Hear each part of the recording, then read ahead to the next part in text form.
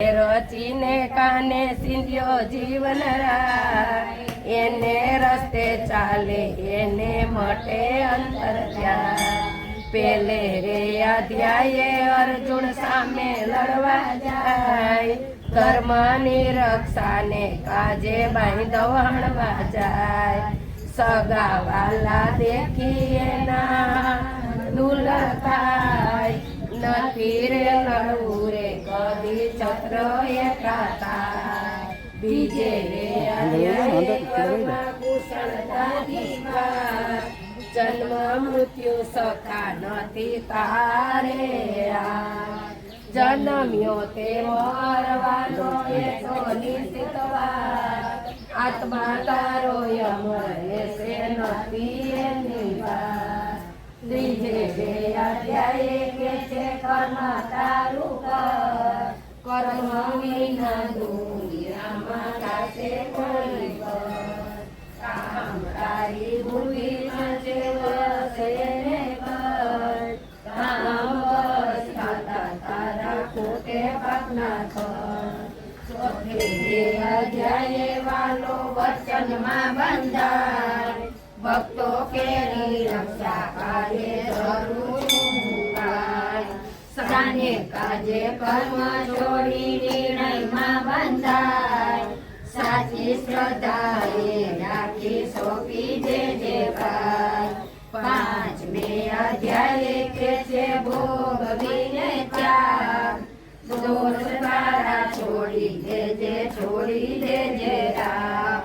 કર્મ તારું જીવન છે તું એનાથી ના ભાગ, પાપ પુણ્ય છોડી તારા યોગમાં તું લાગ।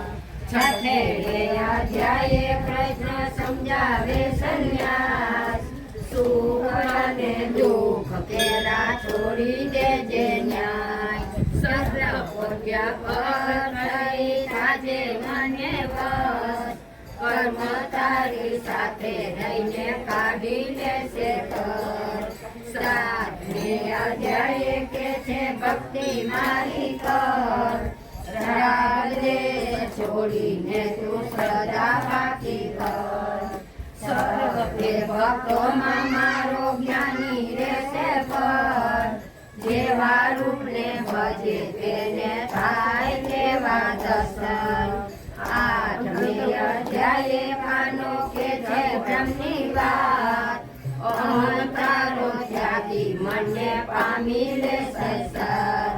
જીવન આખું રટે ને પ્રભુ તારો તાર, અંતકાળે આવી મળશે વાલો સંસાર। નવમે અધ્યાયે ભાવે કોણ કણમાં વાત, મારી રે માયાથી સગડે કીધો મેની વાત। જળ ફળ જળ ચેતન સર્વે મારો વાસ, ભક્તો ફેરાયો છે સદા મારી પાસ। દસમે અધ્યાયે કે છે જગ મારું રૂપ, જે તને શ્રેષ્ઠ દિશે તેમાં મારું રૂપ। સારી રે સૃષ્ટિનો અર્જુન થયો છું હું, સારા જગમાં વ્યાપી છે મારી તેજ તું।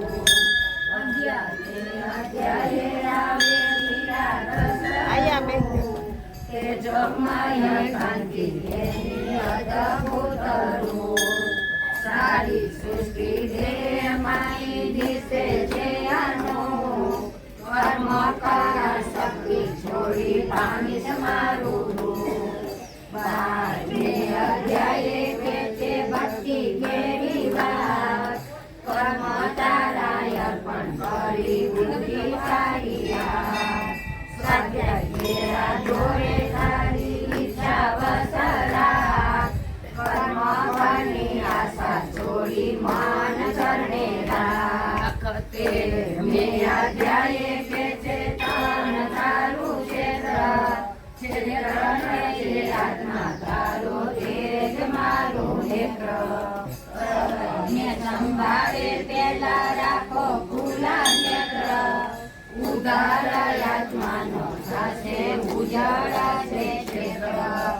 14મી અધ્યાયે કરે ત્રિગુણ કેરી વાત સત્વરજને તમો ગુણથી બની તવ જાત પ્રાણે ગુણથી પર થઈ જીતી લે તું તાત તને બ્રહ્મ છે જે મળશે પામી લેશે તાત 15મી અધ્યાયે કે છે જગની પડવું કર્મ તેરા બંધન તેના માયાથી અદૂત વૈરાગ્યોના ચક્ર વડે પડે એમાં તૂટ જગ તેરો પાલનહારો પ્રભુ તારો ભૂત 16મી અધ્યાયે કીધું કે છે દેવી છત્ર કામ ક્રોધ લોભ છોડી દયા હૈરા આસુરી ગુણોથી તારી અધમ થાશે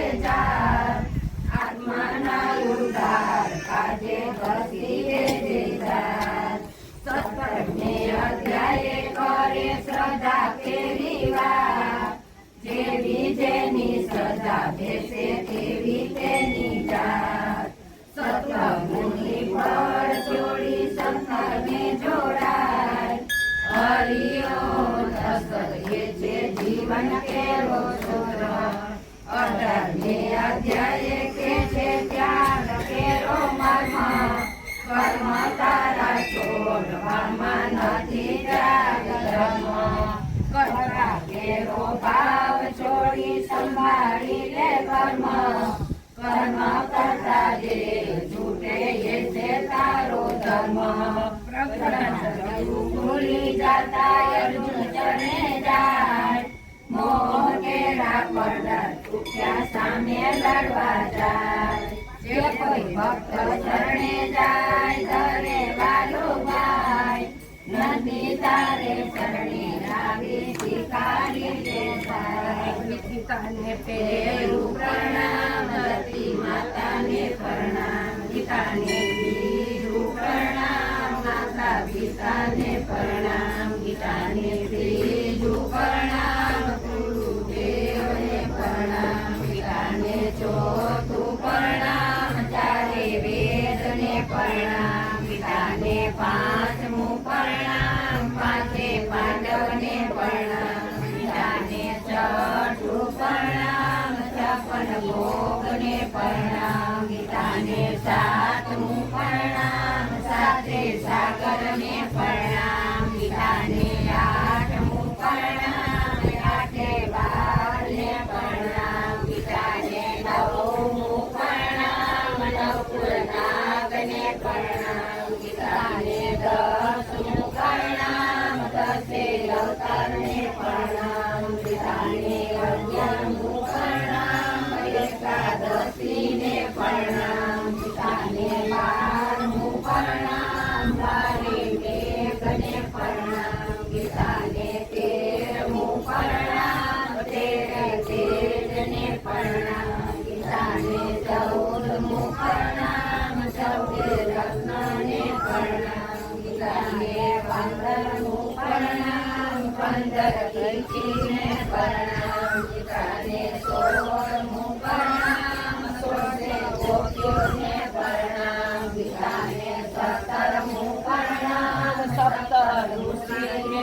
પ્રણામ ગીતાને 18મું પ્રણામ 18 પૂર્ણને પ્રણામ વનસ્પતિ દેવને પ્રણામ 18 સારા સૂરજ ઉગે અંજવાળા થાય સૂરજ ઉગે અંજવાળા થાય જાત્રાવાસી જાત્રાએ જાય સર્વ મંદિરના ખુલ્યા દ્વાર ભક્તો દર્શન કરવા જાય પ્રભુજી સૌનું કરજો ગીતા અંત વિનાના હજારો સ્વરૂપવાળા હજારો ચરણ પરમાત્માને નમસ્કાર હો હજારના વાળાને 1000 કોટી ધારણ કરનાર એવા શાસ્ત્ર નમસ્કાર હો એની ના દિલમાં કમાડવા નમસ્કાર હો જન્મ ભગવાનને નમસ્કાર હો. હે કેશવ હે વાસુદેવ આપને નમસ્કાર હો. વાસુદેવની પ્રાર્થનાથી ત્રણેક વાસના વાળા છે અને જે સર્વ પ્રાણી કદાચના નિરાશાન છે વાસુદેવ આપને નમસ્કાર હો. બ્રહ્મ સ્વરૂપ અને માગવ બ્રહ્મ નિમિત્ત કરનારા દેવને નમસ્કાર હો. જગત નિમિત્ત કરનાર શ્રી કૃષ્ણને નમસ્કાર હો. ગોવિંદ સ્વરૂપને નમસ્કાર હો. જેમ આકાશમાંથી પૃથ્વી પર પડેલું પહેલું પાણી સમુદ્રમાં જાય છે તે બધા દેવોને કરેલા નમસ્કાર ભગવાન કૃષ્ણ જાય છે જેમાં શ્રીના ભજન પૂજન નિદાનના માર્ગને તું માર્ગ જાણવો બધા વેદો જાણવાથી જે પુણ્ય થાય છે તે સર્વ તીર્થયાત્રાથી જે ફળ મળે છે તે સમગ્ર ફળ વિષ્ણુનો નાશ કરનારથી વિષ્ણુ ભગવાનની સ્તુતિ શ્રદ્ધાપૂર્વક કરવાથી મળે છે જે મનુષ્ય હરિના મંદિરમાં નિત્ય 3 વાર પ્રભાત મધ્યાહન સાંજ 2 વાર કે 1 વાર પણ વિષ્ણુ સહસ્રનો પાઠ કરે છે તેના સર્વ પાપ નાશ પામે છે જે મનુષ્ય દોષનો પાઠ ભાગવત કરે છે તેના શત્રુઓ બળી જાય છે તેના પર ઉપદ્રવ શાંત રહે છે અને તેના સર્વ પાપ નાશ પામે છે અને શ્રદ્ધા ભક્તિ પૂર્વક આ સૂત્રનો ધ્યાન કરે છે પાઠ કરતો હોય તેને દરેક પ્રકારની પૂજા કરીએ સમજ જે મનુષ્ય દરેક બારસને દિવસે મારી સામે બેસી વિષ્ણુ સહસ્રનો પાઠ કરે છે અને આ લોકે પરલોકમાં કોઈ ઠેકાણે ભરે અને તેને કરોડો કલ્પનાના પાપ ધીમે ધીમે બની જાય છે જે અર્જુન જે મનુષ્ય દરેક બારસને દિવસે મારી સામે બેસી વિષ્ણુ સહસ્રનો પાઠ કરે છે એને કરોડો ગાયના દાના પણ ખવડાવે છે વળી જે મનુષ્ય નિત્ય શિવાલયમાં તુલસીના વડીને વિષ્ણુ સહસ્રનો પાઠ કરે છે તેના સર્વ પાપને નાશ પામે છે મોક્ષ પામે છે અને તેને બ્રહ્મ ઇત્યાદિ ઘોર પાપ હોય તે પણ સર્વ નાશ પામે છે એવું ચક્ર ઋષિ વિષ્ણુ ભગવાન વચન આપેલ છે. બોલો વિષ્ણુ ભગવાન કી જય. દીનાનાથ ગોપીનાથ પ્રભુ ગુણવંતા છો કીર્તારી ગજની વારે ચહેરા સાંભળા કરે ગરુડ ઉપર યક્ષારી પીરા પીતાંબર ચહેરા પાતળી બાંધીને ઝળકે છે ગળે ગુંજાની માળા વિરાજી લખો પગી ઝળકે છે માથે મનોહર ઝળકે છે હાથે સુદર્શન ચક્રધારીઓ ઝળકે છે પાજરાણીને ગોપાલ